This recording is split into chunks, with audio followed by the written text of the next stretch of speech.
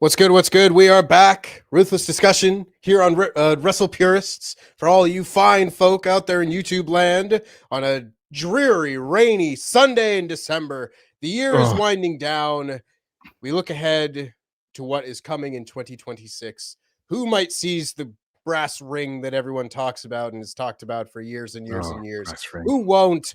Whose time will still not be theirs? Anywhere in between. We have a lot of things to talk about today because I've got a bee in my bonnet. Oh, I love it. Hearing some nonsense from those in the business that don't seem to quite get how simple it might be to make some stars.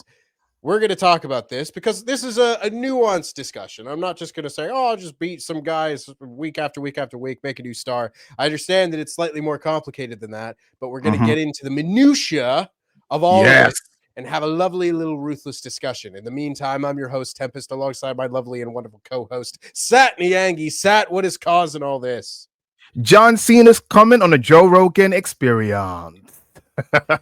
Goddamn right. Talk about a podcast I would never listen to in a million trillion years.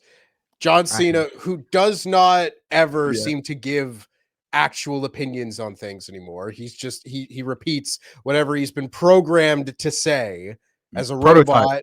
Yeah, he's the prototype.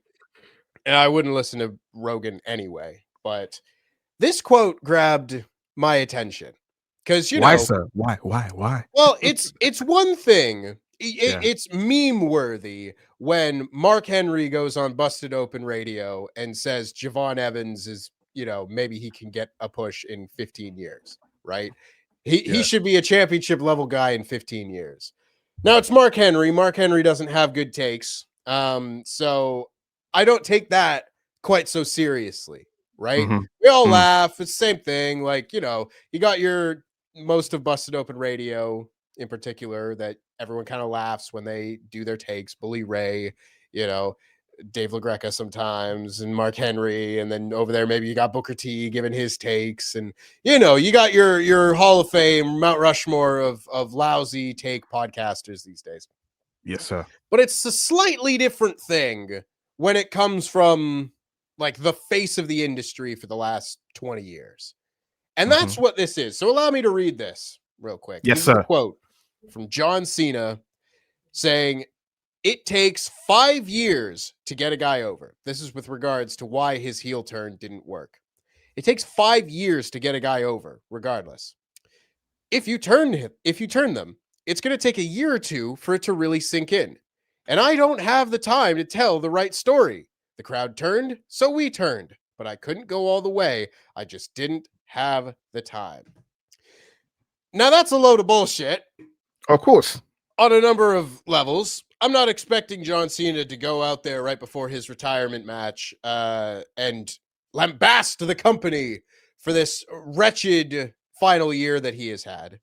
I'm not expecting him to go do that by any means. So I'm taking the bullshit answer of we didn't have enough time to tell a good story as a heel. I'm disregarding that, throwing that off to one side. Nonsense. Fuck off with thee. The bit that I wanted to highlight and make into a little podcast topic here is his opening line that it takes 5 years to get a guy over. Also a load of bullshit. Yeah. I ended, and this was before John Cena said this. I ended our podcast covering Dynamite this week with a rant I was not planning to do about what the fuck has happened to just pushing guys. Actually strap the rocket to their back. Off they go. They're pushed. They're a superstar, right? What has happened to this business that now any person that is going to be a star, you basically have to just start their 3-year ascent and be like, oh, they'll probably be world champion in like 3 years. Kyle Fletcher, take for example, right? Starts his push about a year ago, and it's like, okay, he's going to be somebody down the road. Now, he's obviously done very well for himself, but you take any number of different guys, here, there, or anywhere, and whether it's the conversations that we have had about young guys being kind of neglected just because they're young, Yeah. or guys getting hot, or guys not being capitalized upon when they have a really big victory. It feels like so much of professional wrestling these days is booking everyone for the sake of like parody, and not parody as in haha spoofing, but like everyone has to be on the same level all the time. Mm-hmm. If you're gonna beat this guy, he's gonna get his win back later. If you're gonna have a guy get his biggest win of his career, he's probably gonna lose his next series or lose his next match. And obviously, there are examples to the contrary here, there, and everywhere. But I wanted to have this conversation because it's now becoming the norm from people within the industry, people who have been stars in major promotions, to say that it takes 5 fucking years to get a guy over. Yeah, there's a reason. I just wanted to have a platform here to Yes. push back on that, and Mm-hmm. to just kind of speak out and say, no, actually, that's not how this works. Because if enough people listen to guys like Cena or Mark Henry or whoever, and are either not privy to as much of wrestling history or have only watched WWE, they might just hear that and think that it's true. So I wanted to just come on here and have us have a little conversation about it, Oh yeah, I'm and ready for this. try and put some balance back into this conversation. Push back Mm-hmm. on it and go, Mm-hmm. no, actually, it's not that hard. So that's why we're here today. That's the bee that is in my bonnet. Dude, I'm happy you have this bee in a bonnet because something happened last night. Because obviously you haven't seen NXT Deadline, you heard about the results. So I'm gonna use one example. So on the female Iron Survivor match, Kendall Gray won the match, right? Heard a hell of a match. And before that, if someone asked me who do you think is gonna win, I'd be like, it's Soruka's time. Because Soruka's ascent was kind of paused a bit because Julia and Stephanie Vicaire came into NXT.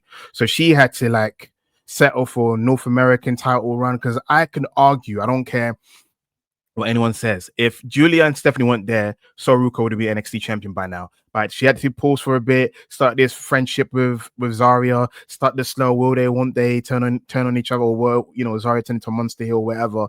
So last night thinking it's gonna be Soruka's time because she's appeared on SmackDown. Bailey's, appeared on screen with her. It seems like she might want to fight her for Saturday night's main event or whatever. So it seemed like to me like this is all signals for finally going there with her winning a title. And then Kendall Gray wins. And I'm fine with Kendall Gray winning because Kendall Gray is more like what your argument is: strap the rocket while the rest is hot. And it seems like that's what they're doing with Kendall Gray. Even though I jokingly said on Twitter last night, because it's been rumored that Shawn Michaels says Ren Sinclair is going to have a great 2026. And, Kendall's title match is on New Year's Evil. And I went, LOL, is Ren going to turn on Kendall? Because that's what Shawn Michaels knows. Because it's kind of like this person that's just come in, Ren's taken under her wing, she's skyrocketing. Is she really happy with that? And I can't think what other way can she get over in 2026 that what would be different to what she's been seeing right now? More title contention or more opportunity, obviously, but it's like, what is it that's going to make it big? And usually for Shawn Michaels, a heel turn is what kicks it off. But anyway, the fact that Kendall Graves won, you can argue that they waited so long with Soruka, they're now going with someone else that's hot right now. And then what's going to happen with Soruka? Obviously she got the Zarya feud coming up, but if it wasn't for the fact that the Stephanies and the Julias and the Kendalls all leapfrogging her in the queue, she would be on the main roster by now. So that's like an example I just wanted to give. And to go back to John Cena, because he's the one that at the catalyst of all this, I screenshotted a comment from one of my favorite Twitter accounts that I follow, Ian Andrew Dice Clay. He wrote this: John Cena debuted in 2002, was over within 8 months after the dog shit first gimmick they gave him. Won the world title in 3 years. Within 5 years, he was out with a neck injury after main eventing Mania 2 years in a row. How the fuck does he think it takes 5 years to get a guy over? And another thing as well, someone else put on Twitter, this is a great thing that we're having this conversation. So I read this. I forgot who the account was, and it's too long for me to find it now. Ian Andrew one that was easy to remember. Someone wrote down that what John Cena is saying was the crap that Lyndon McMahon used to regurgitate during like media, was it calls to shareholder calls or whatever it was. It takes 5 years, and someone said that it was an excuse for why for Triple H to be at the top and Undertaker to no sell wrestlers. That was the excuse given. That's the reason why they did that. It's because Triple H. It's weird to think about how the people that have benefited the most in the post Vince world is Triple H, Undertaker, Shawn Michaels. I love Shawn. He's doing a great job. It's just like, for me, it's like, Undertaker, what the fuck you doing here? Triple A. But anyway, it's just that when Cena talks, this is the guy that's like Vince's loyal soldier. So he believes a lot of his bullshit. Because this is the kind of crap that I think even Triple H believes. Because if you think about it, the guy started like late 95, didn't get his first title to 1999 in terms of world title. So certain guys like Mark Henry and Triple H, they believe that shit because for them it took that long. They weren't instantly over. You know, the initial character wasn't hitting, so it took them years to get there. And I feel some people use their real life experience to spout the bullshit that come out their mouth. Because I don't believe that. Because if it took WCW 5 years to push Bill Goldberg, guess what? The company will be out. And he'd be like, remember that guy Bill Goldberg? He should have been Hogan at that time, and he didn't. And then they didn't push him. They wait 5 years, and then what?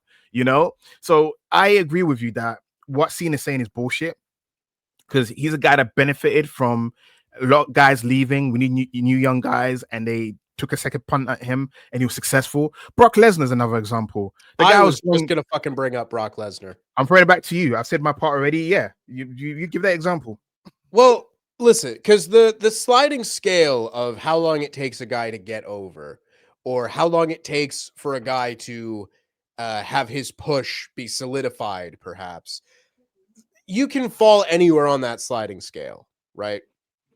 I don't see something inherently as being bad if someone takes a longer path to getting to the top, if it means that the time spent along the way was building a character, setting them up for long-term success, building up, storylines or long-term rivals or any of that kind of shit, right? It's still not 5 years. That's extreme. I'm not saying that should be what it is. But like, you look at someone like MJF, right? MJF wins the world title 3 years on from Dynamite, right? Takes him 3 years to make it to the mountaintop. And I'm sure a lot of people, if you wanted to, you could have crowned MJF very soon because he's that talented. But taking that extra bit of time allowed him to become a much deeper character with his feud with CM Punk, get a lot more different, character dynamics with, the Pinnacle and his feud with Jericho and that sort of thing. And, in a perfect world, he would have had a long-term rivalry set out with Cody, etc. Right? The time spent along his way to the mountaintop was not him necessarily getting more and more over, although you could look at it that way. But it was his time being spent very efficiently and making sure that he was set up for success beyond winning that title. You could also then look at someone else like a Brock Lesnar in 2002. You wait he was done after 2 years. Yes, 2 sir. years of consistent main event level push. He was champion after what? Fucking, he debuts in like late March and he's champion by mid-August. Champion. Now, they don't do that very often. Not anymore. They certainly don't do that very often. And you kind of want that to be done with the right guys. Like, I'm not saying that you should pull the trigger on every new guy and make them the champion within their first 6 months. It's not what I'm saying with this whole conversation. But I'm saying that if WWE locks themselves into a formula and it becomes a trend where the new line of thinking is that the way that it is done is making everyone wait, regardless if they could be successful within their first 6 months. And regardless if the time spent along those 5 years, or hopefully less, actually does set them up for long-term success, the idea that you're just meant to spin your fucking tires until your turn and 5 years is like, well, that's how long it takes to get over, I will simply not hear that and not push back on it, because I think that's ridiculous. You know, you can have, I always said, like, having guys go to NXT and spend years in NXT was a fool's errand. Like, so many guys that could have been something. Now, granted, we know what happened with most of the people that got called up from NXT Black and Gold and all that. You know, I'm not saying that all these guys would have gone out there and been megastars by any means, but they could have been. But a lot of the times we don't know now, because so many guys spent so much of their career in NXT kind of waiting for that turn. And when a lot of guys did get called up from NXT, it was like so many of them were just reset, reset down to their base qualities, and they were starting over. So it meant that, what was that last year or 2 years for? You would think that, given how popular NXT was at the time, if you're looking at like a fucking 5-year calendar there, that should start when they arrive in NXT, because you get them over that way. And then that, quality of being popular, being over, will transition nicely to the main roster, and off we go. Most of the groundwork is being done already. And they never did that. I always thought that it would have been a really good introduction for fucking anyone, really, if after a major show, after a WrestleMania, after a SummerSlam, where maybe the world title was defended by whoever, you have a bunch of main event level guys go down to the ring and be like, I'm going to be the next number one contender. No, I want my shot at the WWE title. I want my shot at the Universal title, whatever. And while you have, I don't know, throw your fucking names out, Randy Orton and AJ Styles and fucking Chris Jericho and whoever's in that conglomeration of people, they're arguing and they're all at a certain level. And then bam, there's Bobby Roode's theme. And it's his debut to come down, and everyone will then stop and be like, oh shit, a big deal has just arrived. Be immediately put within an upper tier of guy and blend in, because at that point, that is the kind of tier that they would have been on coming up from NXT. Right. But they never, ever would do anything like that. You'd show up and you'd beat fucking Tyler Breeze. You'd beat Dolph Ziggler. You'd beat Baron Corbin or The Miz or whoever. And it was like all of that time was wasted. And I think what really my grievance with this line of thinking is the same sort of thing that we have talked about on Ruthless discussion before, where so much of so many guys' careers are fucking wasted based purely on this line of thinking. Not that here is a 5-year plan for a guy, here's where I want him to be in 5 years, but just like, oh, well, you can't expect him to be there because it hasn't been 5 years. Those are two completely different lines of thinking.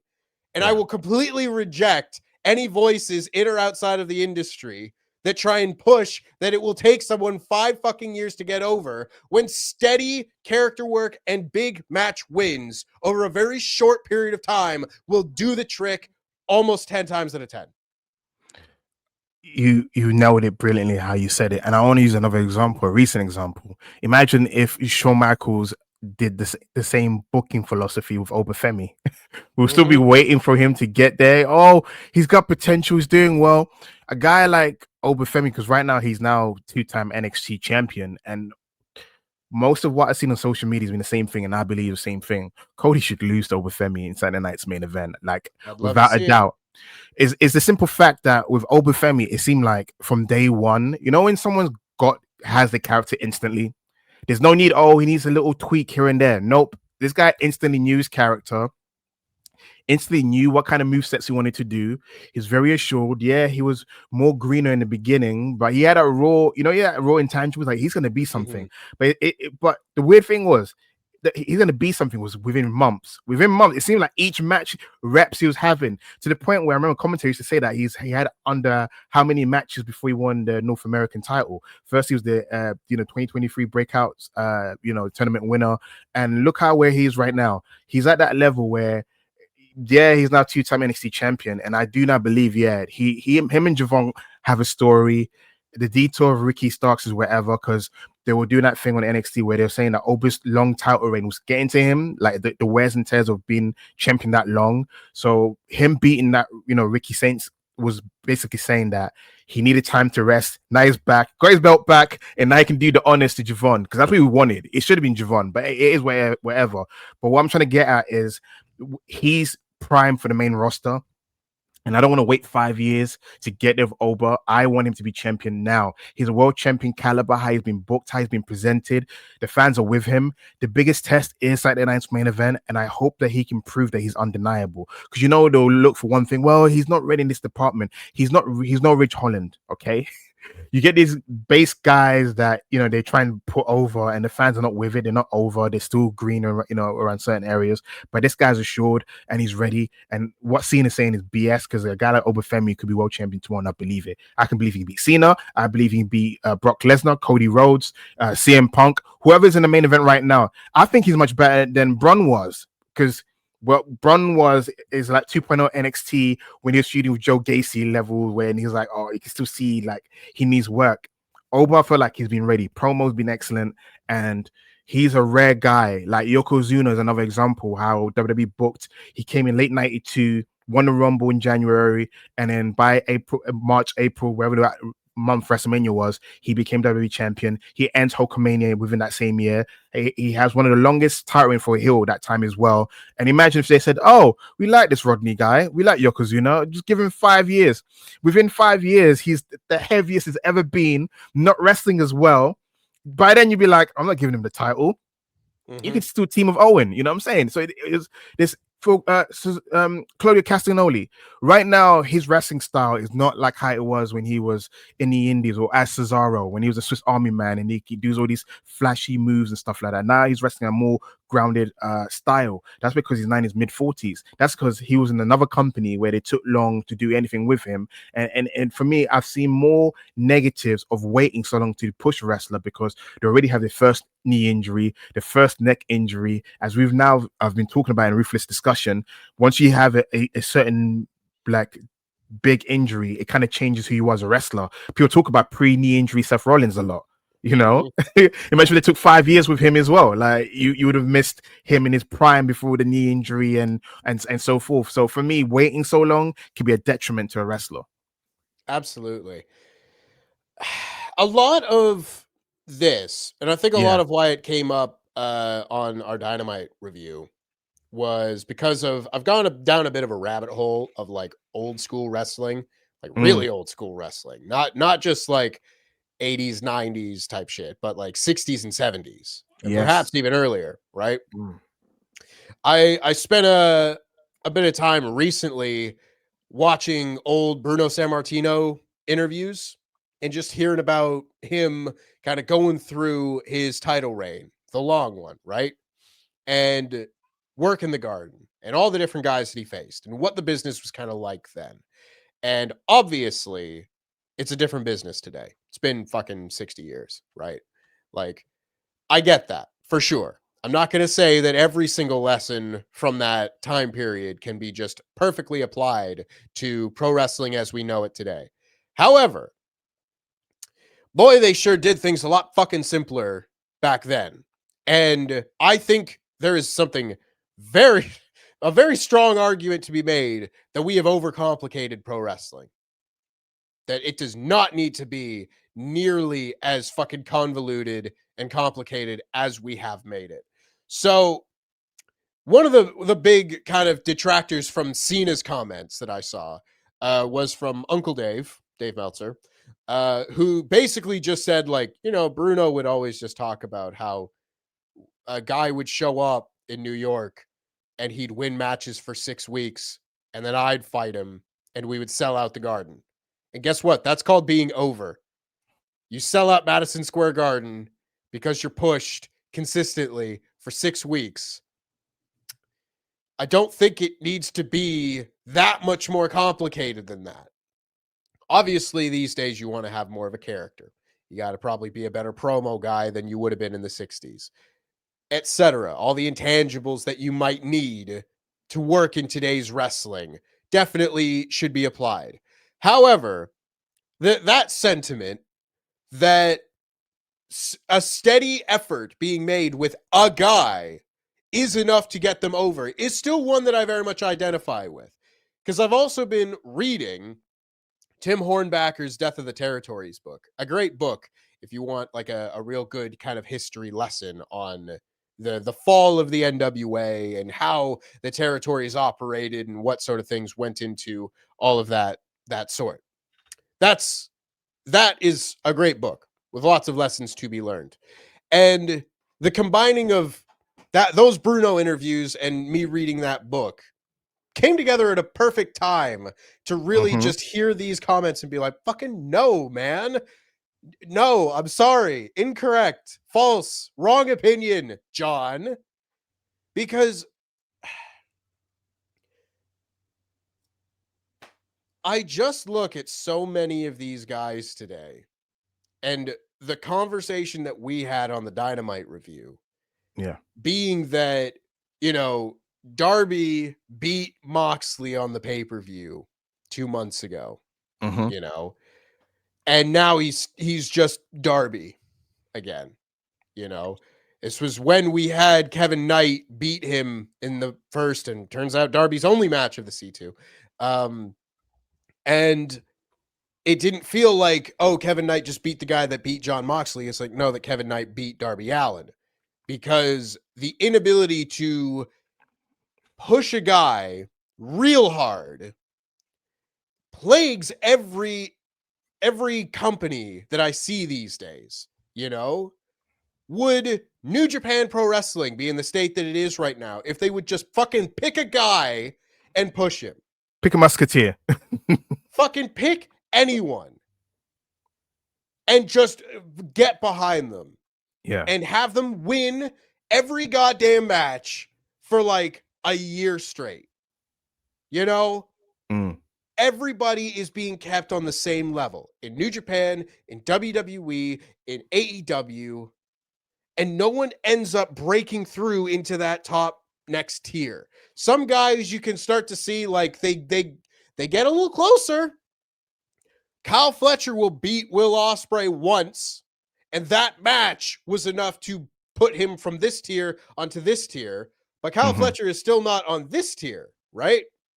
Now, Kyle Fletcher, to me, as an example, does fall into what I believe like that kind of MJF, you know, deal where the longer this takes for him, the more it will mean. And I definitely understand a point of view that, you know, too much too soon has its drawbacks, and the other side, the counter argument to everything that I'm saying, basically. I understand that for sure. However, we have an AEW right now that has been struggling through the fall because it didn't feel like there was the next, like nobody was hot for months. You know, parts of the main event scene disappear with injuries and no one's hot, and we're just kind of like treading water and everything's kind of fine. The show's not bad, but no one is going for it. They're not going all the way with anybody. And I mean, I have found WWE to very much be of that same kind of ilk for a very long time. I don't know why Carmelo Hayes has not been pushed. We have talked about that at length, you know, but it kind of goes for everybody. And it's so fascinating to me to see where the business has gotten to with that, in that like you can look up quotes and interviews and all that where either people quoting Vince McMahon or Vince McMahon himself in the 90s looked at, you know, okay, I've got Shawn and Brett, but why not have another one? Let's make Steve Austin into the next guy, right?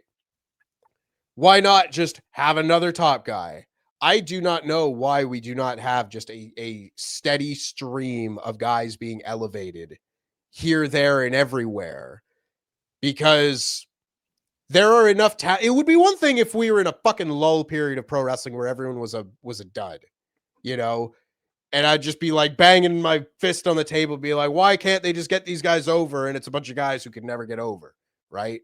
Yeah. But there's so much talent out there that if we just went hard with a few people, you could have an additional 2 or 3 main event guys in like every promotion within a year's time if you really went hard at it.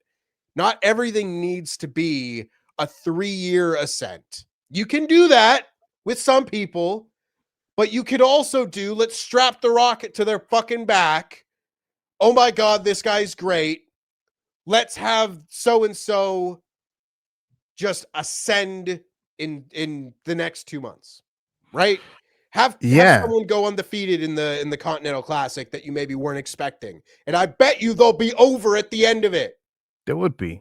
It is, and also I think as well that there's so many things, so many variables we need to break down. One of it being WWE being a monopoly for the longest time. So you get some of the people that worked in WWE that probably in AEW they have that philosophy because it's been drummed into their head for a long time. But also I was thinking about how TNA had the same issue because Monty Brown is a great example. What they're trying the 5-year game with him. He's gone, started in 2002, properly with the company in 2003, leaves by 2006. You know what I'm saying? Didn't strike while the iron was hot. I recently was talking about Travis Tomko because I was a big Tomko guy. He was getting over in TNA. They wanted him to leave Christian, but he turned on Christian and went over the Angle Alliance, and that killed him dead. Never recovered from that. Was blackballed from New Japan because he left it for Inoki Genome Federation, so he had nowhere to go. He was kind of stuck, and I think at one point WWE did re-sign him because Christian was going back there. Christian was going to have that run with Jeff Hardy, and they changed their mind. And so I just wanted to use an example of how when JR was hiring people, because the main issue is, just so I can say it and then I'll go backwards, is that everyone's getting painted with the same brush. Because, for example, I use Obafemi. Obafemi is probably like the most recent version of a monster that's been successful. So what was a monster that was they trying to book in black and gold? That was an original, Lars Sullivan. See, Lars Sullivan and Obafemi are two different guys. But you can argue one has worked, Obafemi, and one flopped, which is Lars Sullivan. And if you look at the way Lars Sullivan flopped, they'll go, oh, because Lars Sullivan took him a while to get somewhere, we should paint that same brush with Obafemi. But he's like, those are completely two different guys, two different variables. And I want to throw another example so, get your brain juice marinating. JR used to have a hiring philosophy, would hire, real life athletes as well. Kind of what the NIL program is not an original thing. Something JR used to do. He was very much into guys with sports background, college football background. He used to tout it because he used to see it as like that's like a secret ingredient in getting wrestlers. Maybe it's like the philosophy that would harken back to Mid-South, wherever. So he had that philosophy, and then John Laurinaitis takes over creative because it's kind of like, or takes over talent. And then you see the quality of wrestlers he was getting. You had duds like Dan Rodheimer, who didn't go anywhere as Dan Rodman, because I remember reading how Steph was very high on him. She wanted to put him back part of Rated RKO. And I was like, how's that going to work? Exactly, dude. Those were the times. Spirit Squad, like, again, Nick Nemeth, great, wrestler. But you had all these guys that would come up, and then you can obviously see that their original gimmick is just an original gimmick, and eventually you're gonna have to restructure them. Kenny Dykstra is an example where he wasn't gonna go anywhere as a cheerleader, so they just made him a generic creative wrestler lookalike, and that was it. He was kind of dead on arrival because he had nothing you can grab onto. And then I think because Ruthless Aggression struggled with creating new stars, besides once they had the Batista and John Cena, they kind of started like to slow down a bit. They tried to, Bobby Lashley left before anything can actually, take permanently. You had the Ezekiel Jacksons of the world. So I'm thinking it's just because I think the Ruthless Aggression, they were going to the PG era. They had so many guys that they were trying to make a thing, but it's just like they were still work in progresses. But then they paint the same brush with CM Punk, because you could argue CM Punk, when he arrived in 2006 in ECW, Paul Heyman wanted to give him the ECW title, but no, my Project Lashley, who I love, by the way, with all those awkward things. I actually love Lashley, and yeah, it should be Punk. But he wanted to push Lashley when Lashley was nowhere near on the same level as Punk was. Lashley's nowhere near on the same level where Obafemi is right now. He didn't come in that self-assured. He came in as a guy you can see that he's a work in progress. We're gonna help him his promo. He's got like this freakish strength. We can broke him like Brock. Maybe he'll learn along the way. That's another example as well. Was Brock 100% ready? No, but because he had Paul Heyman with him, he learned on the job, which is not a bad thing. It's just sometimes you have to bite the bullet and go with it. Even like the Rainmaker shock, right? You be like, nah, man, like Kazuchika, let's give him 5 years with Kazuchika Okada. Let's see if New Japan's where it is right now if it wasn't for his great feud with Tanahashi. You know what I'm saying? So I do feel like it was the monopoly of WWE. It was them hiring duds, guys that weren't ready, and then it's kind of like everyone got painted at the same brush. It's kind of weird. It is. I do feel like it's 20 years of fuck ups in terms of talent, and it's also like great guys like CM Punk. It took him longer because he was painted at the same brush. Well, it took that guy years to get over. It's gonna take you years to get over. When he was one of the most over guys, I think was it Survivor Series 07 when he was teaming up with DX 06, teaming up with DX and so forth.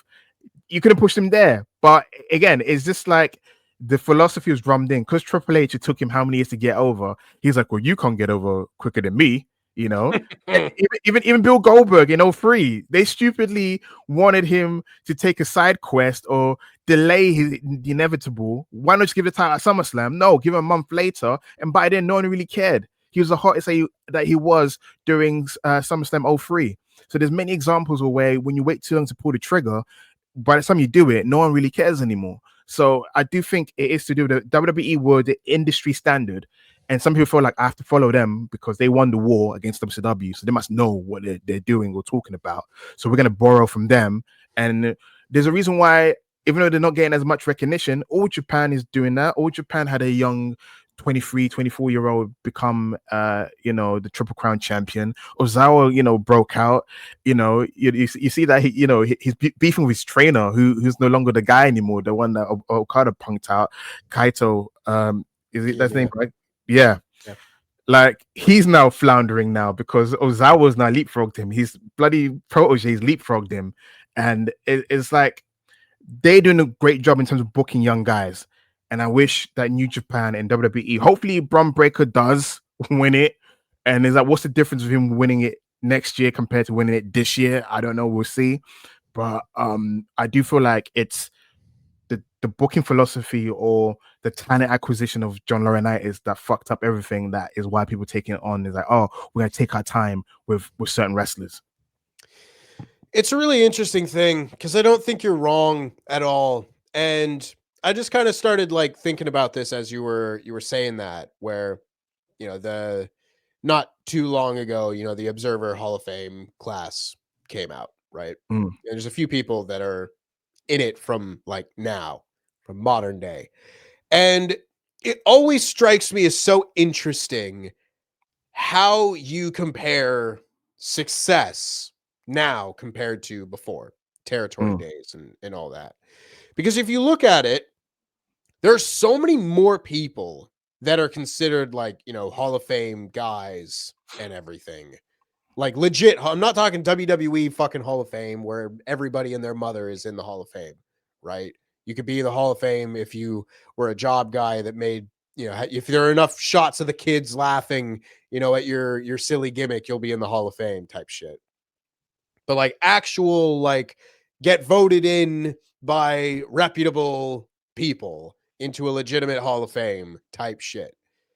That kind of success is so plentiful from eras gone by. And it's because there was so much more scope for people to be able to get over here, there, or anywhere. If you didn't get over in Mid-South, you could go to Georgia. If you didn't get over in Georgia, you could go to World Class.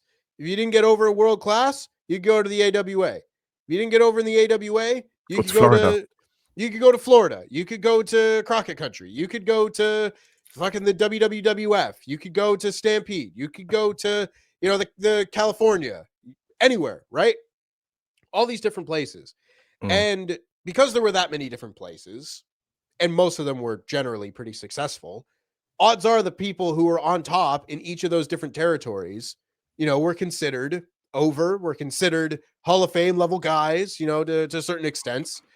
Mm-hmm. But now, I say now, in this century, Yeah. there was such a period of time where if you didn't get over in WWE, that's it for you. You're fucked. Maybe you could go and be something in TNA or Ring of Honor or Japan or something like that. But generally speaking, if you didn't hit the massive success of WWE just because the other businesses and everything were not operating at a level of which to, you know, provably be outlined as a success, you weren't drawing massive numbers in TNA, even if you were, you know, on top and doing well and in good stories or having good matches. Like it was TNA, and TNA meant that you probably weren't going to draw a lot on pay-per-view and the ratings weren't going to be very good and XYZ, right? So it's just meant that for so long, the only people that are really considered successes by the general wrestling populace are those who make it to the top of WWE because they were the only game in town. And like you said, because there was a certain way of getting to the top in WWE, which usually involved fucking dicking around for a large portion of your career and just kind of waiting your turn and having to wait out whoever it was, whether that was Triple H getting in everyone's way through the Ruthless Aggression era or, you know, whatever it may be. It's meant that I think you're right that so much of the wrestling fandom that was not around to see the stuff that came before and to see how successful it all actually was and how many more people were making a regular full-time living as pro wrestlers at the time. Mm-hmm. People just think that this is how it's done. When really, like, the history is there. I know people don't like to read and stuff. Like, you You know, should. history, Reading's good. You should read, reading is your everyone. friend. You know, the history is there and it's plentiful of other ways to make shit happen, right? Other ways to make it so more people can be over, more people can reach the top of the card, more people can be assets to your business. And I do just think it is fascinating that because it has been done one way and not particularly well one way, I might add, for so long, a generation of wrestling fans just think that's how it's done. But then my question would be, how do we change that? Because you see on social media, you got like two camps. There's people like yourself, like I, and other people that actually lived it, that know that what John Cena said is kind of false. And then you got younger kids that actually grew up under that mantra of you can't push a guy too quickly. Dolph Ziggler winning Survivor Series 2014 or 13 and whatever the year it was. No. We're still gonna take our time, all right? Because we pushed him too quickly. Allegedly, he had a concussion. We're still gonna see if he still go, all right? And then eventually, a new young hot upstart will start up. You know, the Shield guys will all get over. And is there a spot for Dolph Ziggler at the top now? No. Diesel in WWF. If they waited for like 5 years, he's already gone by then. He's got an NWO if you're waiting do your 5-year plan. And for me, it is a case of bucking the trend. It is basically changing because this decade should be different from the last 20 years. It should be now that we got AEW, we should have different booking philosophies. That's why I felt like Lucha Underground was a breath of fresh air. It was the ECW of the 2010s because they weren't following what WWE did before or TNA did before, even what New Japan or AAA was doing or CMLL was doing. They just doing their own thing, and people got over by being unique, by being counterculture. We need more counterculture. Everyone is playing it too safe because it is an industry that plays it safe. It's like, well, we got Brock, you know. I think because in the old days, you had wrestlers that were like, if you're not paying me the money I want, I'm going to the other company, right? So you got a lot of guys that's well rested. Like Randy won't leave to go to AEW and see if he challenge himself. Basically, you know, he'd be like, I'm fine here. Well, we got Randy. If anything goes to crap, if Cody's got food poisoning along with Drew McIntyre, certain wrestler, Randy's there. You know what I'm saying? And I think they're too reliant on old heads when they should be looking around and saying, you know what? In order for the wrestling business to continue to be successful, we have to book newer wrestlers. You do hear rumors of, obviously, that's, you know, Saudi Arabia, they are stuck in nostalgia. They wanted the bones of Yokozuna to be in the battle royal once upon a time, so that also plays into it. Like, they think nostalgia, we're very much heavy into nostalgia, and that also can hurt us as well in a situation. It's kind of like a double-edged sword. It's like, yeah, you get to see the wrestler you haven't seen in a while. For example, if they bring back Caitlyn, for example, yay. But if they push Caitlyn in a certain, you know, give her a certain push, will that affect Stephanie Vaquer's push? You know, it's stuff like that. It's well, and it's also like WCW 98 had that issue. Is that they had all those old heads. You had your Piper, you had your Hogans, you had your Savages, and there was a complaint that none of the new guys were breaking through. Goldberg was an anomaly, you know, because he was doing squash matches and he was getting over. It just like the stars aligned.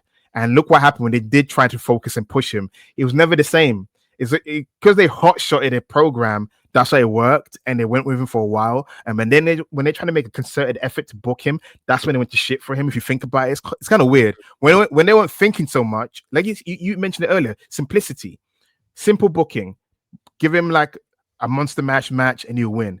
But when you start trying to think deeply, oh, how can we evolve the character?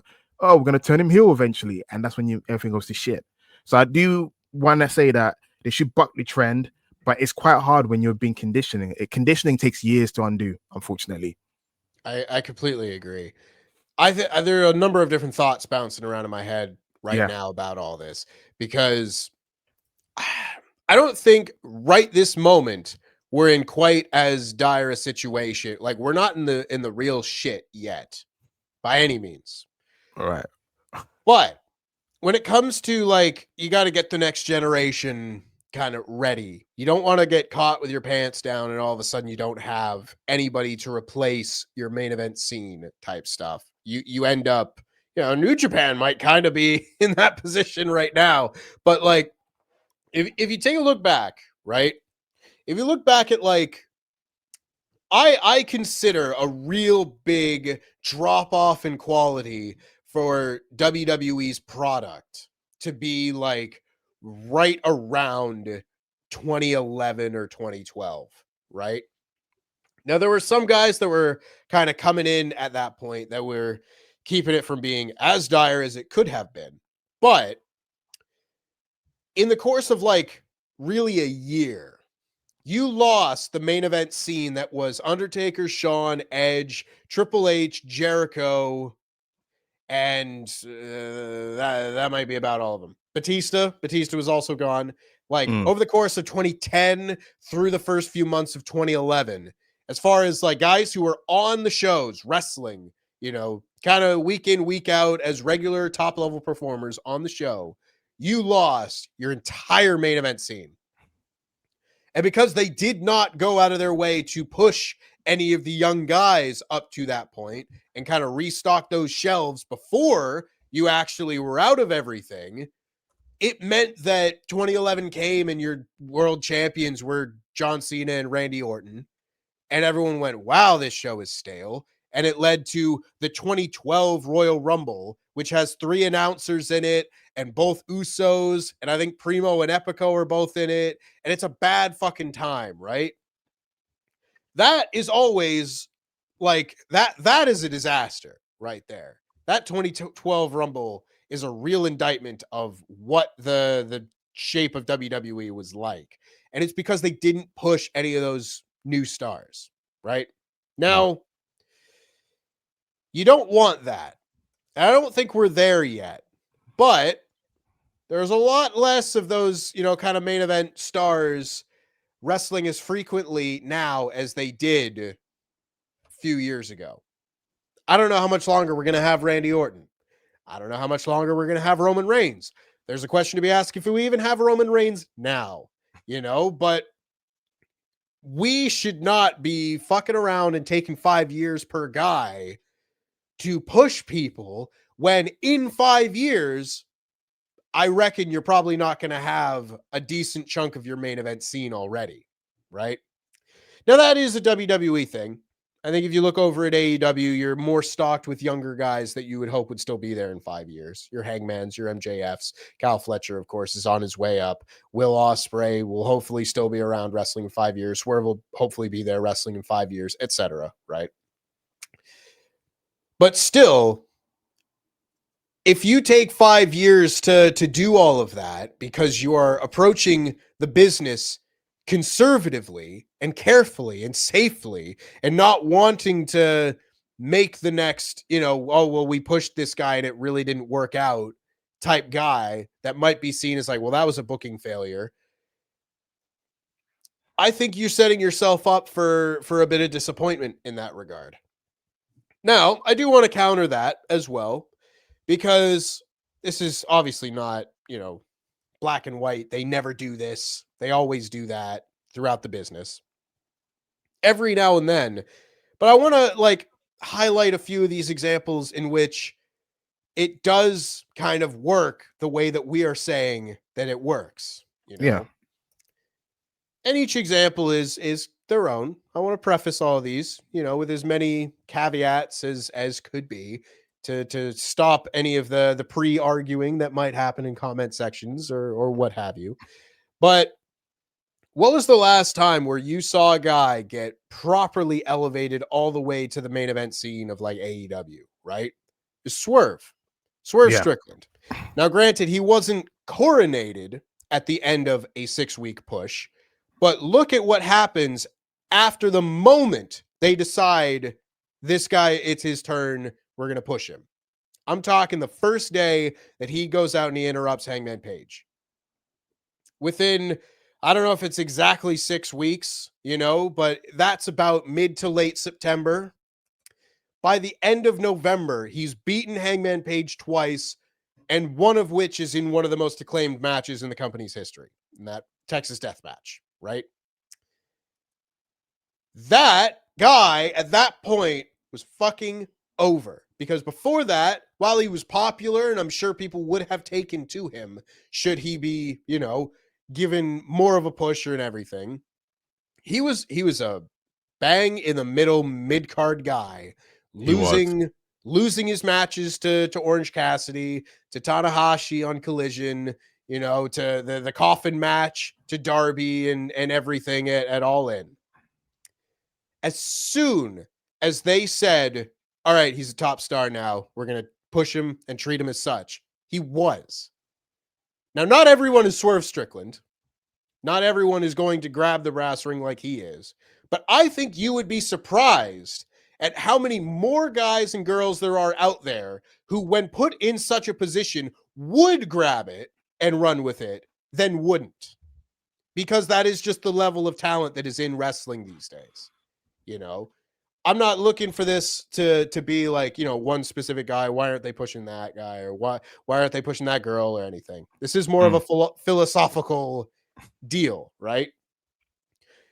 Because you asked what is the answer to that, and I by no means think of our lovely little Ruthless discussion as the answer to wrestling's woes. No, it's a continuation of a discussion. Yeah, of course. But I think having discussions like this, whether it's here, whether it's on Twitter, where all of the best discussion happens, of course, wink, nudge, sarcasm. I think having more people just kind of having discussions like this in the business and out to, just like you say, kind of counterbalance this other line of thinking that I think is very regressive for the wrestling business.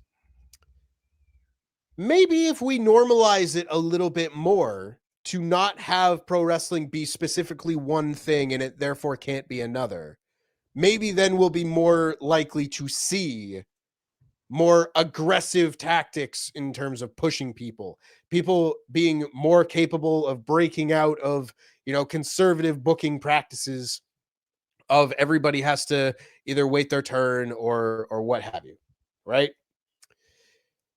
Really the answer is I don't know. And then we hope that I people don't who know. have like that kind of forward thinking mindset do manage to get into pro wrestling.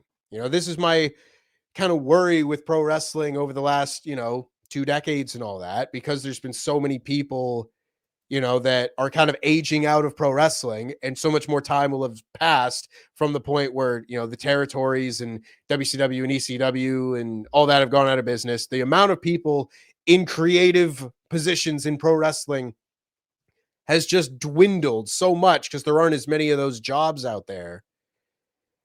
It means that there aren't as many jobs for new people with the mindset you'll need in 2020, in the 2020s and 2030s, to get in there and be able to look forward and be like, no, this is what pro wrestling can be in the future. Not even what it can be now, but here's what pro wrestling can be 10 years from now. That we do need that kind of counterculture that we really haven't seen anywhere in pro wrestling outside of Lucha Underground in quite some time.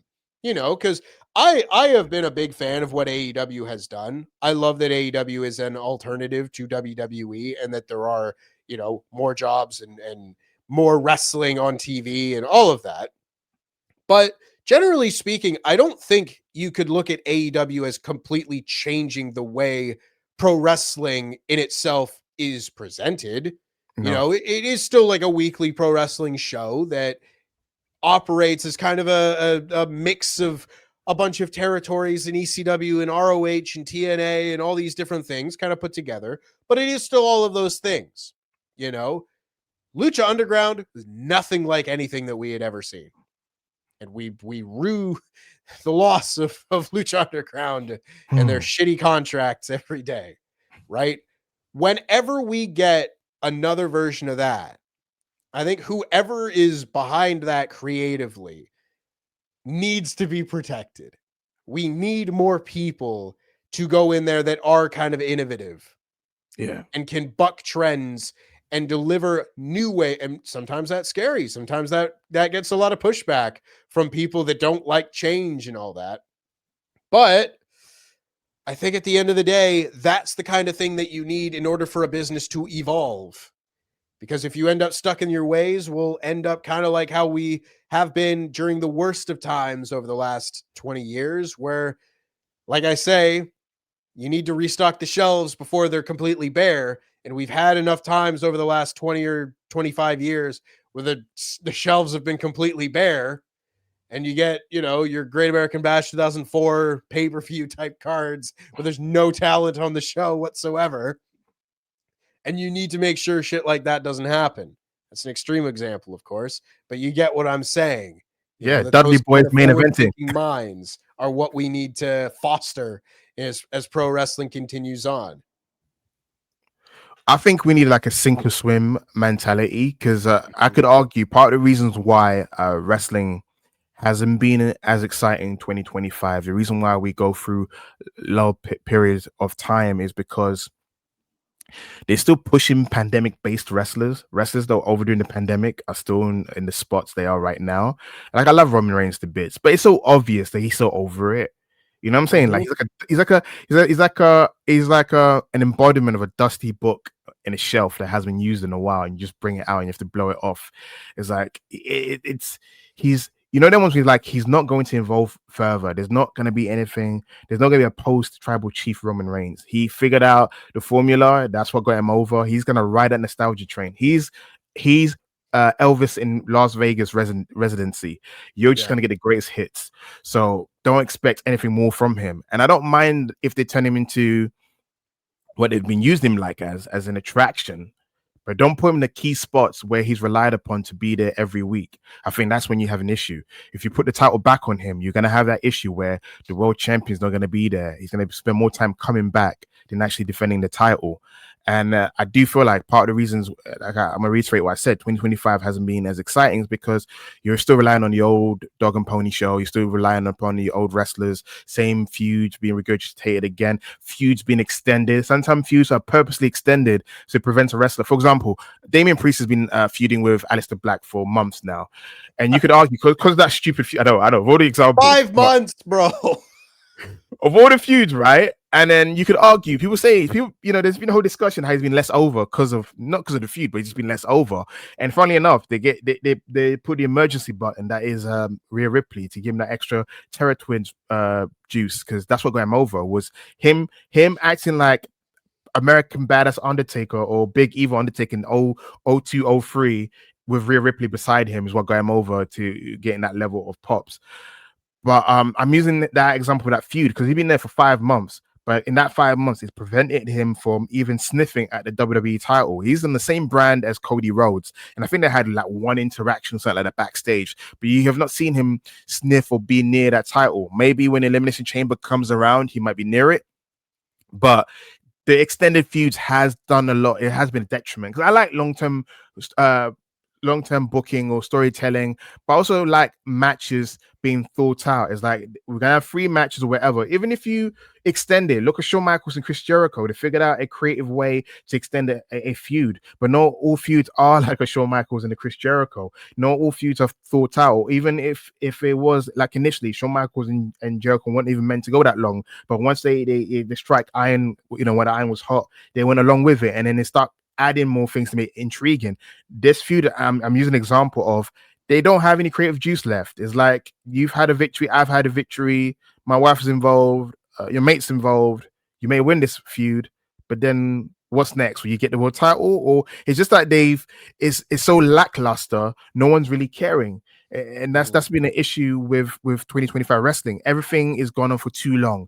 That Hangman and Samoa Joe feud ended up being whatever it was because Samoa Joe is champion. I can't say, oh, what did it really achieve? We got a new champion out of it, but it's like did Hangman look great coming out of it? We're still trying to figure it out.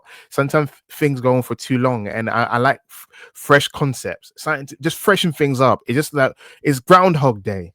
A lot of 2025 has been a Groundhog Day, and certain feuds that should have ended at War Games or Blood and Guts are still continuing. And that's been part of the reason why we've been complaining. Is like, where's the feud ending matches? Even like Drew McIntyre and CM Punk, they went on for a while because of their Hell in a Cell match. They redeemed themselves, but there was certain points where like they're still feuding. Seth Rollins and CM Punk's another example. They will still be feuding right now if it wasn't for the fact that Seth Rollins injured.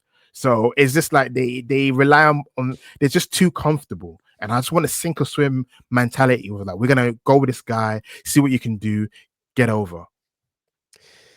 I think you're very much right with regards to, a lot of things.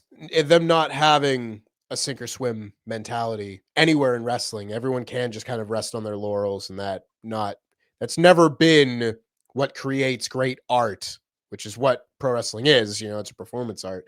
Mm-hmm. I think you touched on something there that is a great example where everything's got to be a fucking long-term feud, right? And I know the pendulum has swung back the other way from like, oh, you guys want a long-term storytelling from like 2021, 2022, when Vince was booking and fucking nothing made sense and all this, right? Obviously, 2 things can be true at the same time. That some things can be better than the way that Vince was booking by the end, and other things, need a little bit more juice if they're going to go as long as they have. Mm-hmm. I find this era of pro wrestling in general, but particularly like WWE, to be especially frustrating, right? Because, as you say, these long-term fucking feuds, I know, like, I could be surprised. I don't want to say anything with 100% definitive attitude towards it. But whenever Aleister Black and fucking Damian Priest move on from one another, will either of them really have gotten to a different place than they were beforehand? No. No.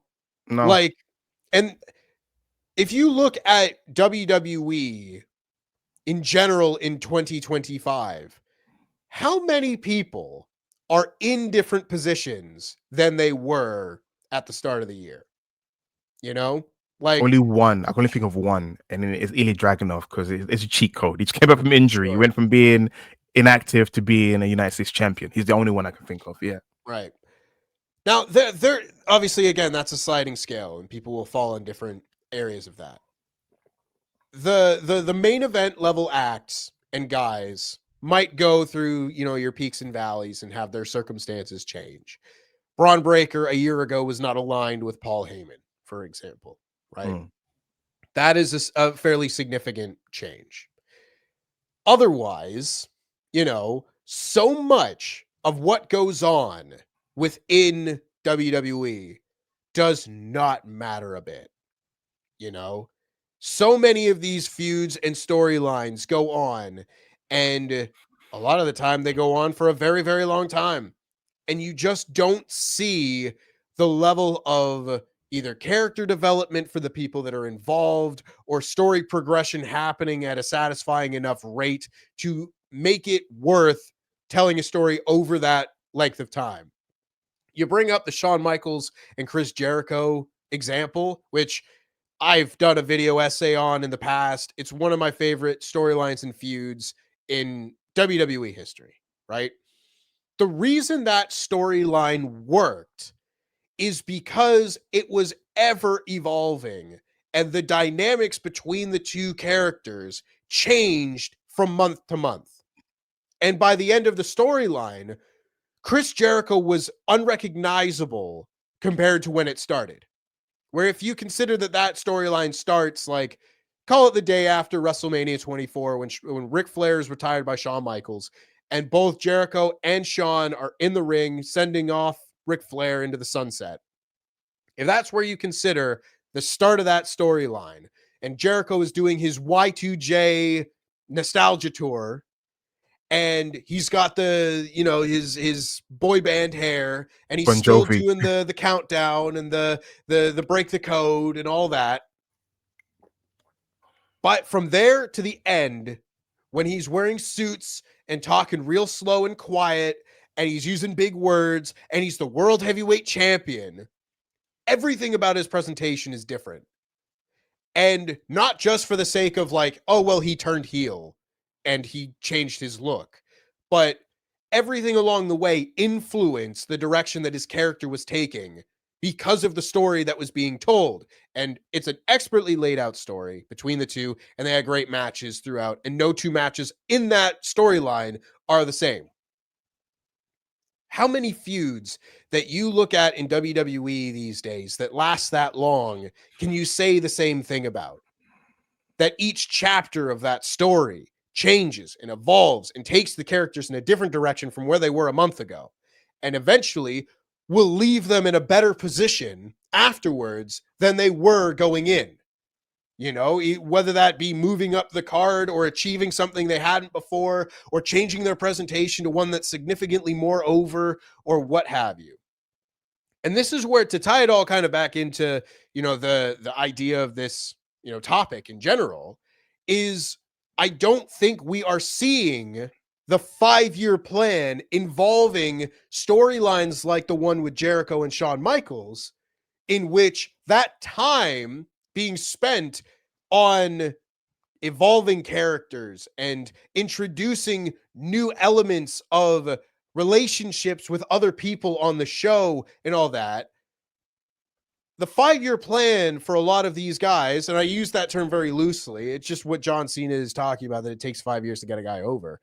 So much of the time of what would be considered these 5-year periods for these guys are not spent on feuds like that. It's spent on feuds like Carmelo had with Andrade, where they just had a bunch of fucking matches. And yeah, everyone will look back at them and be like, oh, you remember that best of 7 series? That was a fun time. But neither man was elevated as characters. They did not change what they were doing. They did not No. accomplish anything by doing it. It was just shit to pass the time. So many people that are not world championship level guys as of this recording spend so much of their fucking time just spinning their tires in these long-term ass feuds that don't fucking go anywhere, don't fucking ever get time on pay-per-view, No, you know, or just don't fucking amount to anything, meaning that time was wasted. And if that is part of this 5 years, you're not more over for having had that feud than you would have been. So I will push back on people saying it takes 5 years to get over, when most of the time they're not spending 5 years getting people over. They just might be on the roster for 5 fucking years before they decide to give them a chance. Again, I feel like the White Six is on this 5-year plan because I'm waiting to figure out what's their purpose besides the nostalgia part of it. And I was speaking to someone yesterday. I was saying like how I was a fan of Bo Dallas. I considered him a solid worker, and I assumed that this whole White Six situation was going to be an opportunity for him to be elevated at the main event level that he was initially envisioned back when he was in FCW and became one of the original NXT champions. But since then, I don't know. It's been the circumstances, family issues. There's been many different rumors for why. I also said to the person I was speaking to yesterday, I was like, I've been waiting for Nikki Cross to wrestle for the last few years, if I'm being honest. She's one of my favorites. And I was like, okay, this Y6 thing may work, like Nikki ASH. I was the only one that was a fan of almost a superhero for the simple fact that she was smart enough to look at the market, and she spoke the language of what the owner was at the time. She knew what Vince wanted. And I was like, she was so smart. He wants a goofy gimmick. She's like, where from this character? And yeah, the execution wasn't particularly great, but I was rooting for her to get some semblance of notoriety, put in a better spot. I was happy she won Money in the Bank. I know people wanted, I think Alexa Bliss or someone to win. I don't know who it was at the time, or Liv Morgan, or whoever it was to win. But I wanted her to win. I was one of those rare people. For me, I was like, Biggie won and Nikki won. Yay. And that was one of my first time doing Wrestle Talk with you as well. And then, she had a short reign. And again, for me, I was like, yay, because I never know. In my mind, I was like, I never know when she will ever be champion again. So I'd rather she won. Yep. And years later, SP3 was a guy that vehemently was against it. I said, dude, what's she doing now, huh? Yeah, she went back to being the original Nikki, but all the young kids never watched Black and Gold NXT, so they got no nostalgia for this character. And then she has a meltdown and she's hanging out with Candice LeRae for a bit, and then she disappears for a bit. Then she's now the embodiment of Abby the Witch, and I was like, okay, this is moving her wheelhouse. She's got a mask, Nikki ASH wore a mask, and she's a bit Loopy Loo. The original Sanity Nikki was a Loopy Loo as well. So I was like, this works on your wheelhouse. All right, now let her terrorize the women's division. And I'm still waiting because there was that one point, I forgot, it was on SmackDown. She was hanging around backstage. I don't know if it was for Chelsea Green or Julia, but they even that's now become old. When it used to be like, oh, did you see Nakamura was behind Sami Zayn when he, for the United States title, wherever it was. And nowadays it's just like it's a booking crutch because nothing goes anywhere. We've got Tama Tonga just staring at Ilya Dragunov, and I'm like, and someone made a joke which makes me laugh. It's a race between Tama Tonga and Randy Orton about which one of them will get a title opportunity based on just staring at the title. So yeah, because Randy's on year 3, by the way, guys. If Randy's going for this 5-year plan, whoever's champion, like, it's, for me, having this discussion, I've seen a lot more detriment of waiting 5 years compared to just pushing a guy, because a lot of times you get guys that learn on the job, become more comfortable. So I'm gonna use, we talked about Brock Lesnar earlier. So Brock Lesnar's first title reign ends against the Big Show, but after that, he's no longer with Paul Heyman. He's kind of graduated, right? He's now cutting his own promo. So you'd argue while he was champion, he was learning on the job, became more comfortable. By 03, when he's headlining WrestleMania against Kurt Angle, he's on the show main eventer. Doesn't really need, Paul Heyman as much. He can, vibe on his own. And sometimes that's an example of like the whole sink and swim mentality. Is like, we don't know what we have in him. He's got potential, but let's just go with it. Let's have The Rock do the honors for this young guy and push him. It's better than, beating The Rock at King of the Ring qualifiers. I mean, that whole Austin thing was naff.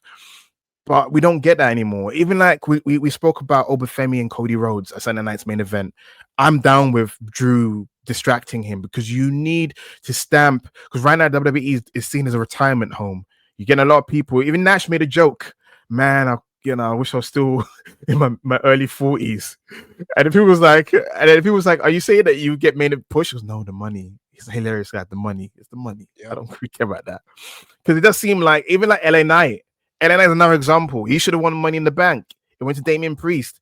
And you're like, and then at the time, it was like, yeah, LA Knight doesn't need it because it's already over. Damian Priest needs the uplift or wherever it is, grow. He's another guy that grew in his title role, Damian Priest. But LA Knight, he's now a few years in, still hasn't reached the big level, even he's been a mid-card champion, United States champion, but he still hasn't reached the levels you want him to be because his personality and his in-ring style screams like he could be a big star for the company.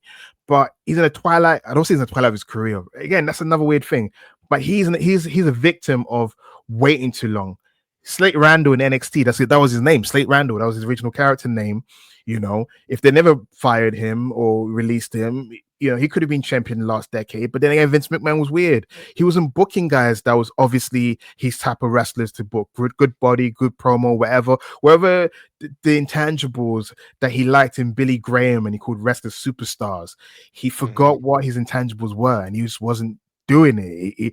This is when you got guys that are in their 50s, 60s, 70s. They shouldn't be booking because their philosophy is so back in the days that it kind of affects what you're watching. It's stale. A lot of wrestling stale. A lot of people listen to Jim Cornette. He's never drew a dime in his company. You know what I'm saying? Like he's a successful manager, but as a businessman, what the fuck are we doing? No, let's be honest, because that's what it is. Tony Khan's listening to this guy. Oh yeah, because he managed bloody Midnight Express one time. You know, like we need to move on from these guys. We need new booking philosophies. Guys like yourself who can come up with much better alternatives compared to what we're getting right now. You got bloody Vince Russo booking Juggalo Championship Wrestling. You know, what the heck's going on? You know, let's move on from 90s nostalgia. Let's move on from Generation X nostalgia. Let's just, you know, an influx of new creative alongside new wrestlers. Because a lot of times you've got wrestlers that's 30 years younger than you. You can't relate. So you're going to try to book him like he's your peer. Or in my day, when we're not in your day, sir. We're not in your day. You know, that's the issue. We're not in your day, Cena. Times have changed. It's cyclical. We're now back in the era of push a guy while it's hot. Push a guy if he's got it. He's got a connection with the crowd. Do it before he loses it. Yes, very much. And that's why I find it really kind of frustrating when and I used to think this way when I was a kid, right? Same. Thought this is how it was done, right? The idea that, well, LA Knight's the one that's over. So he doesn't need this thing that'll make him even more over. Let's give this to Damian Priest. Now we've got two guys that are like 7 out of 10 over instead of one guy that's 10 out of 10 over. Bingo. And I don't like that, you know?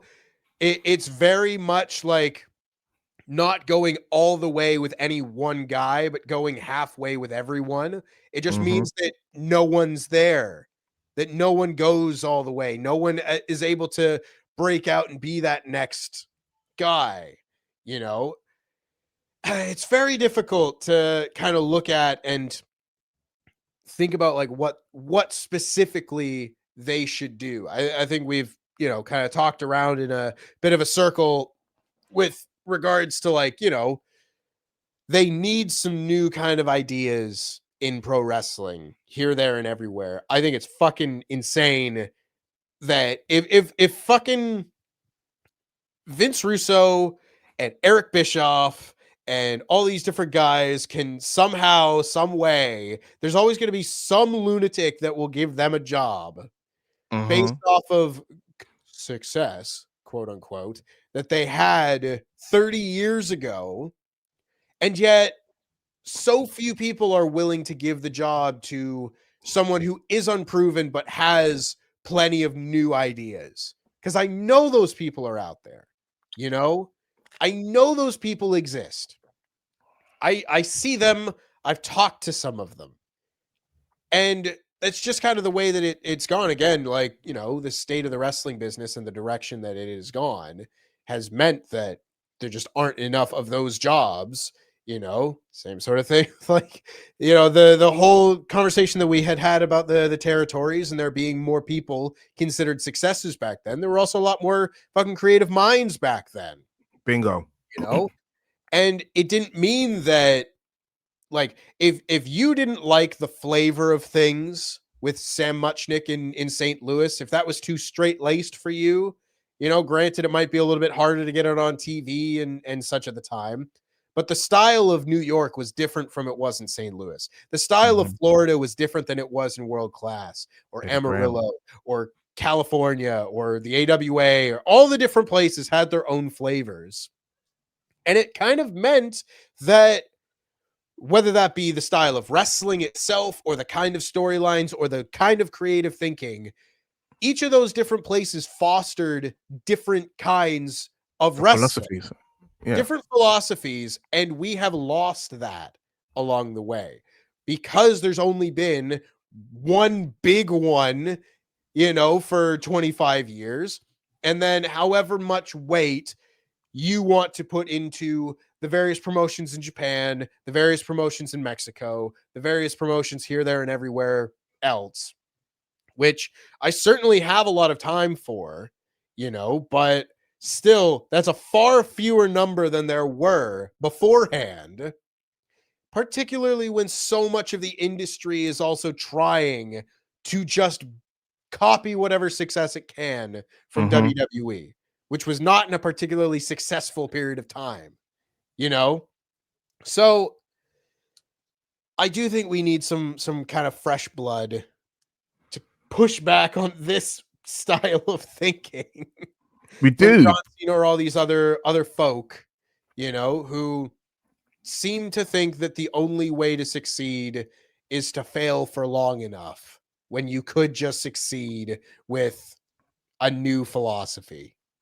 I want to add one last point because I know we're wrapping up, and I want to say how the '90s had the same sin as well, because we're making fun of, there is like it's a combination of we've got Paul Heyman and we've got Jim Cornette in ROH. You get Eric Bischoff briefly, but this is like in 2000s and 2010s or whatever. But in the 90s, because of the success Bill Watts had with Mid-South, because of Jerry Jarrett's success with Memphis, WCW had Bill Watts. And what did Bill Watts do? No flying on the top rope. And then people were saying that's such an archaic way of thinking. And you see how an old school philosophy was clashing because the 90s was still in its infancy. The 90s was still trying to figure out how do we operate in the post 80s boom of wrestling. Because obviously they're still trying the same 80s things and it wasn't working. Is that we need to change. And especially in WCW, when they no longer had their blanket known as Ric Flair, they had to start stepping up on who they were going to push. And then you had a lot of different booking philosophies because you had the pizza guy. I'm trying to remember his name. Jim Herd. Jim Herd. You had Jim Herd's trying to let's copy the cartoony way of WWF, and he was an example of putting in fresh blood. But the issue was he had no prior wrestling knowledge. It's like going to anyone in the street. Hey, you heard of this wrestling thing vaguely? Can you book it? And then that wasn't a bad example of getting fresh blood because he had no wrestling background. He wasn't a fan. He didn't understand what is in the background. And sometimes you don't even have to be a wrestling fan because WWE went through a phase where they were getting soap opera writers writing for the show. It's just like it's storytelling. You got comic book writers. You got guys like Rob Fee today. I wish he had more of an influence. I'm hearing Rob Fee's there, but is Rob Fee writing for SmackDown? He's in charge of continuity, whatever crap title they've given him. So I don't know what he actually does. I don't know if he just turns up for 2 minutes and says, yep, that's fine, and then goes. I don't know. But in the 90s in WCW, you had, Bill Watts, and that didn't really particularly work out, even though there was flashes of, like, for example, he's the reason why, Ron Simmons became world champion, first African-American recognized world champion. That's like the only positives I can think. And, Vader was getting a push at that time, but there's a lot more, pushbacks on how he treated talent. And it kind of like created a period of time when WCW was kind of shaking uneven. And obviously they went through the Dusty Rhodes, realm all the time. And there's other guys that had issues with him or how he booked in the 80s. So they kind of muzzled him in the 90s. And WWF brought in Jerry Jarrett because you're like, hey, you know, you were successful in Memphis. We got a USW relationship. Book here. Vince may go to prison. You may take over. Have fun, you know? And then after he went, Bill Watts fucking came along as well. Hey, Bill, you Yeah. were successful in the 80s. You had a brief run in WCW. Come here. And his booking philosophy did not work with WWS philosophy. And then that for me is using examples of you may have been successful in the previous decade, but that doesn't mean you'll be successful in this decade. Yeah, Dusty ended up booking for SmackDown or Raw, you know, later on or whatever. But he's like one of those anomaly in terms of an example of a guy that basically he worked in every decade, and you can argue because he was very attuned with pop culture. Mm-hmm. He loved films, and I feel that helps because Vince was stuck in a ways where he wasn't influenced by any pop culture. And pop culture, it kind of tells you this is what the world's on right now. This is where tapping into a pulse of what people are into. If you can't tap into a pulse of what people are into, and you're stuck in your own box, you're gonna regurgitate crap like Bill Watts was doing, because you can tell Bill's like, I'm not into his 90s music. What is a Nirvana? You know what I'm saying? He's probably still liking things from the 60s. Give me Rolling Stones or something, or give me Kenny. I don't know. Give me a country music guy. You know what I'm saying? Yeah. Yeah. So what I'm trying to get at is the 90s had the same issue as well. It wasn't until they got a bloody writer of the Raw magazine called Vince Russo. That's when things changed for WWF. But you can also argue Kevin Nash trying to change things. When his Diesel character in 1986 was an anti-hero, but he left for WCW. Who knows what would have happened? Probably the Attitude Era would have started with him.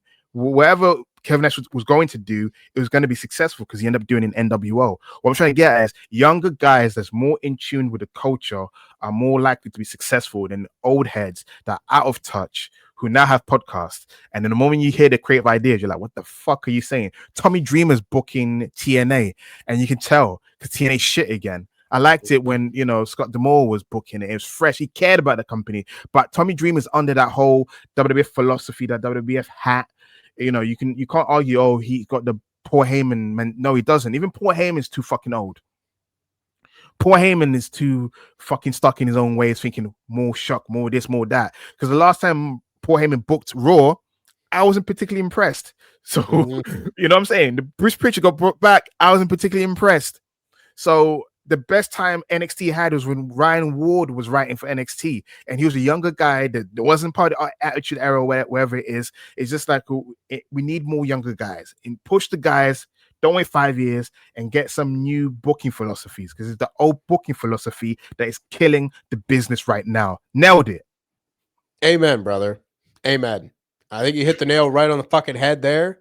Particularly that it can't just be like, there are people out there, I swear to you, that have the mix of knowing what works from wrestling history and what is just fucking archaic that can be disregarded as a bygone era that doesn't actually apply to this current era of pro wrestling. To have the forward thinking thought, the vision, but also the knowledge of the history of pro wrestling, to combine the two and know what will, you know, hopefully work over the next 15 years.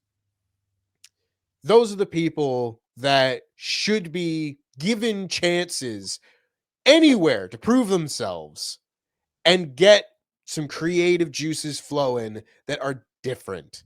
Because like you said, like, you know, I went through all the territories and talked about the various different philosophies there and everything, right? That's not to say that those people were the kind of people that should have been booking when that era then passed by any means, you know?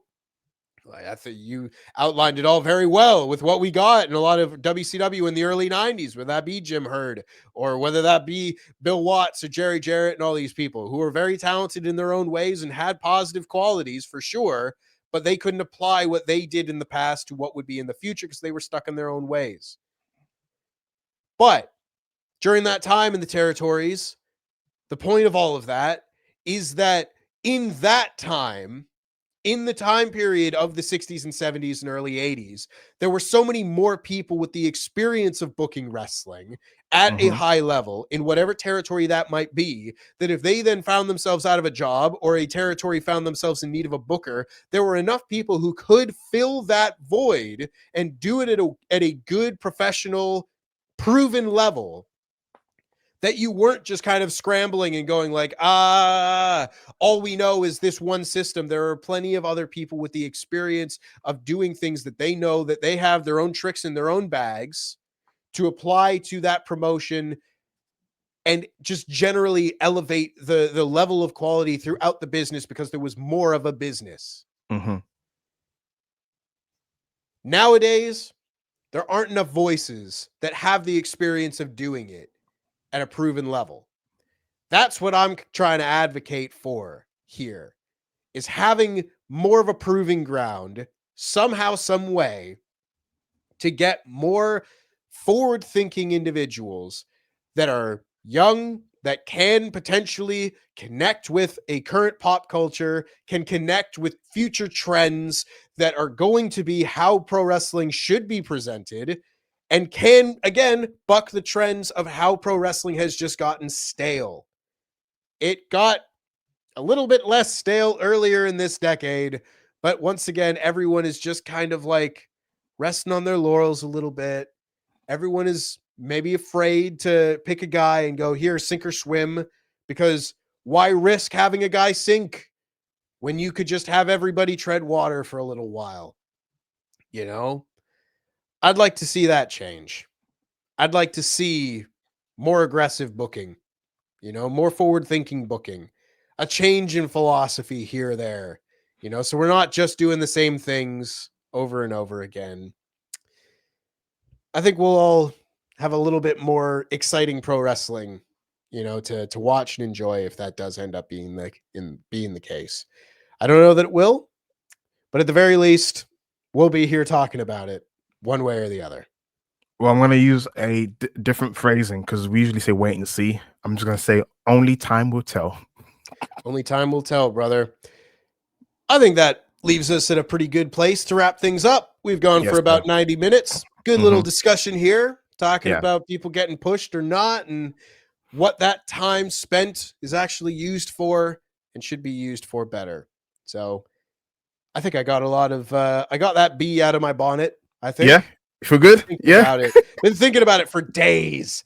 And then I saw that John Cena quote and go, nah, I gotta talk about this. This is a topic of conversation, a topic for discussion, for ruthless discussion, if you will. So we thank you, everybody who has watched this. Make sure you comment down below just generally what you would like to see out of pro wrestling. Let us know what your kind of ideas would be, how you think pro wrestling could change, what sort of things do we need to adapt from eras that have gone by, what new ideas could people integrate into where the promotions and the business are going to be in the years and decades to come, because there will always be a pro wrestling.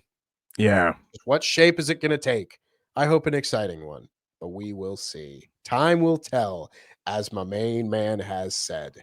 Otherwise, thank you very much, Sat, for joining me on this fine Sunday. Oh, thank you, sir. I appreciate it. It was a good topic. I remember I messaged you, said, what do you want to talk about? And when you laid it out, I was like, dude, this is what we started this podcast for, is to go into the nitty gritty of pro wrestling in terms of the tropes, history, storylines, and even what the future could be. So I'm so happy we did this. So yeah, thank you so much for coming up with a subject for us to talk about. Well, thank you for being the perfect person to have such a ruthless discussion with, my friend. We will be back for members only this coming Thursday. Winter is coming. AW Dynamite, Samoa Joe, Eddie Kingston for the AW World title, Hangman Page, Swerve Strickland teaming up against Shibata and Hobbs, and new women's tag team champions crowned on the show. There'll be a lot to discuss then as well. So make sure you sign up as a member right here on Wrestle Purist. As always, that's been Tempest. Nope, I've been Tempest. That's been Sad. And we're out of time.